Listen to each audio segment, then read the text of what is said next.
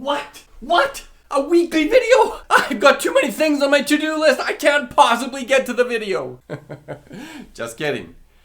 So last week I did a video about cortisol, which is the stress hormone, and all about our physiology. If you didn't see it, you should tune into it. It's really helpful and kind of in keeping with this week's video, which is all about work stress. So many of us find that the most stressful aspect of our lives is our lives in our workplaces.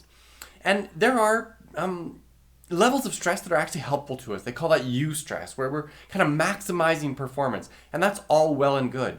But too often we're chronically stressed. We're anxious. We're pushing too hard, too long, day after day after day. And ultimately it leads to burnout. And we don't want that. So this week I've got 5 tips for managing workplace stress. Stay tuned, coming right up.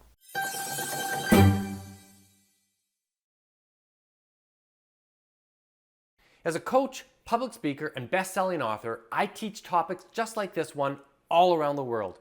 So stay tuned and I'll give you practical tools that you can use to make both yourself and those around you both happier and more successful. Yeah, so our workplaces are often very stressful. There's huge time demands. There's simply the volume of work. There's the internal politics and interpersonal stuff that's not great. And sometimes there's just uncertainty. We don't know where the business is going, if our job security is there, if our product line is going to make it. And there's just a lot of change often underway, including these days, constant technological change. And I've done a video in the past that maybe David will keep a link in the description about burnout. And we're not talking about managing burnout in this video. We're talking about preventative medicine so we never get there. And I've got 5 very basic tips, but really effective tips. And the first one is creating clear demarcations about your workday separate from other parts of your day. And this is not easy. We often encroach in our personal lives because we think we have to catch up or do more at work. And it's a function of setting basic boundaries. If keeping boundaries during the day is difficult, I recommend at least keeping clear boundaries for the beginning and the end of the workday, so that you go into work at the same time every day and you leave work at the same time every day. And that is not easy, I get it.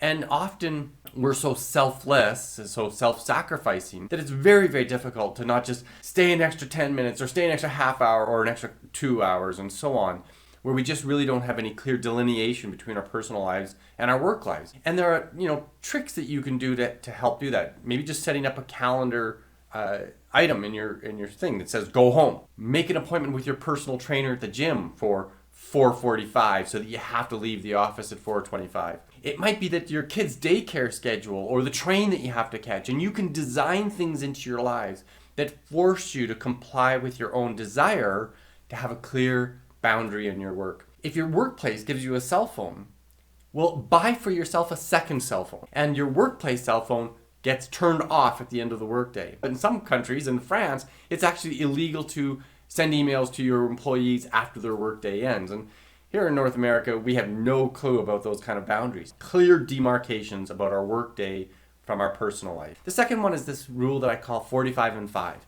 And it's this idea that we're not really designed as a species, as a human creature on Earth, to work at prolonged tasks for very, very long without breaks. If you look at people in their natural habitats, the kind of things that we do, if you're even just watching TV, you're going to get up every 45 minutes to take a pee, go get a snack, just stretch yourself, whatever. If you watch people working physical jobs, they naturally take little mini breaks. They're often very small. But if we could stretch that out and become clear in our minds that we need a break approximately every 45 minutes. That's kind of arbitrary, but certainly we're not good at sustained tasks for hours at a time. So if we even put into our schedule that a little bell goes off at 45 minutes, every 45 minutes in the workday, it's as little as getting up and stretching, rolling your back, maybe checking your personal cell phone for something interesting. I was lucky enough in my last corporate job to have access to the outdoors immediately outside of my office. So I could get up from my desk, walk about 25 steps, and I'd be outside and I'd just have 5 minutes to breathe some fresh air. What a great way to take a break. And that ability to get outside is especially important if you can manage that. Third tip, nurture your friend network at work. There's all kinds of evidence that our mental health is significantly improved when we've got friends at our workplace. And so, there's some people that I thought were my dearest friends, and they were my work friends. I didn't see them outside of work, but I loved those people. And when I came to work, it was pleasing to me to no end to hear about their lives and to share my own life. And so by nurturing that friend network and taking the time to establish good relationships, have casual conversations, in order to establish a lot of trust, we need to share our personal lives. So to have one or two people at the workplace that we really feel are people who get us and we get them, it's a huge benefit. The fourth tip is this: get some perspective. We often have this sense of frenzy, and I feel it even in my current work. I have a small team of people that I work with, and I have this huge to-do list, and I'm often trying to delegate tasks to certain people, and I contract out certain things, and yet my to-do list never seems to get smaller. In fact, it's constantly nagging at me, pressure to do stuff, and there's things on my to-do list that have been months there that I simply can't seem to get around to, and it's even when I think about it talking to you, it makes me a little anxious.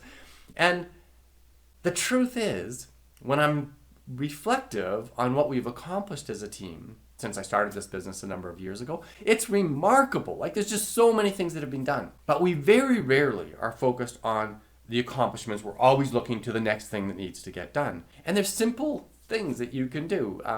It might be formal reflection. Hey, what have we accomplished this week, this month? And, give yourself a little pat on the back, talk to your team about it. Write on a Post-it note every time you complete a substantial, meaningful to-do item. And you could have a wall in front of you where you just put up that Post-it note, sent the email to prospect A, wrote a new chapter in the book. All these things that you are accomplishing, if there was some way to make it visual and tangible to you that you're getting stuff done, there may be a psychic reward, a mental health benefit to simply reflecting on the amazing amount of work that you actually get accomplished and turn you away from that frenzied perspective of all the things that are still on your to-do list. And finally, this tip, and it's a very sincere one. We actively need to deal with overloaded tasks. So if we're genuinely in a situation where many of us are, where we simply can't keep up, there's more work than we can possibly do, and there's this internal pressure that's eating away at us and hurting our health, then we need to go out and seek help. And often, I think people are afraid to do that. They think it'll show weakness, or they think the employer will look to other people to take on their projects, or they might think that they're just not capable of the task and they'll lose their job. And that is very rarely the truth, incredibly rare. People who have been employed for any length of time are often highly valued by the employer, even though the employer does not treat them that way. They're just rented mules that give more work because whoever's supervising you is feeling the same way, that they've got too much to do. And so they're just pushing off work to other people all the time. And so to simply go in and be a little bit vulnerable and say, look, I am struggling to keep up. I'm staying awake at night. I'm staying too late at the office. I need some help. There's got to be some ways to relieve some pressure, reprioritizing my tasks, delegating some of my tasks, or simply eliminating some of the things that you think that I need to be doing. Now, obviously, if you are a new hire and haven't proven yourself, sometimes, it's easier said than done. You might have to just suck it up, buttercup, because there's times when we do have to really roll up our sleeves and get stuff done. But on the whole, if you're an established employee, you might find that there's more receptivity to this conversation about reducing workload, managing the tasks better, setting new expectations and priorities. Goes a lot further than you actually think. So there it is. That's my contribution for this week, that managing workplace stress, it's doable. It's important that we do it. And I really think that you should grab a few of these ideas from this list of 5 things that might help you in your workplace. Thanks so much for watching. See you next time. If you like this content, click the like button, share the video with your friends and family, and maybe with your HR director. Bye for now.